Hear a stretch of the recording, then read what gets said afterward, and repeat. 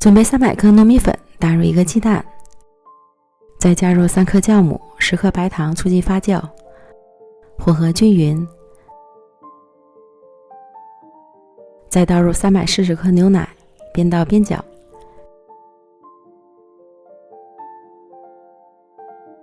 最后搅拌成细腻顺滑的面糊，盖好保鲜膜，放到温暖的地方进行发酵。面糊像这样就发酵好了，内部全都是大气泡，将面糊搅拌排气。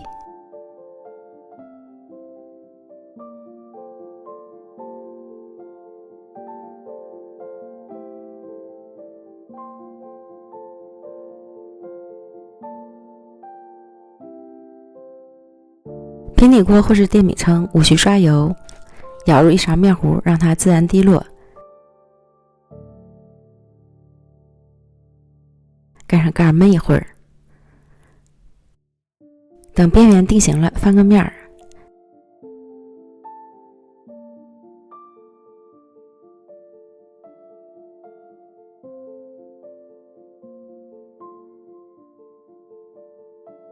另一面捞直定型，再次翻面，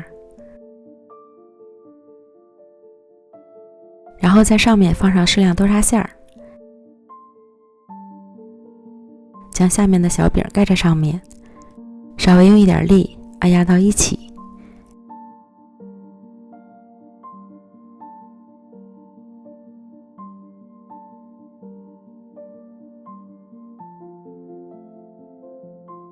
两面捞至颜色金黄即可出锅。这样我们的糯米豆沙饼就做好了。糯米版的铜锣烧，刚烙好的表皮是脆的，热吃黏糯，凉吃筋道，冷热都好吃。喜欢的朋友就赶快试试吧。今天就给大家分享到这里，咱们明天见，拜拜。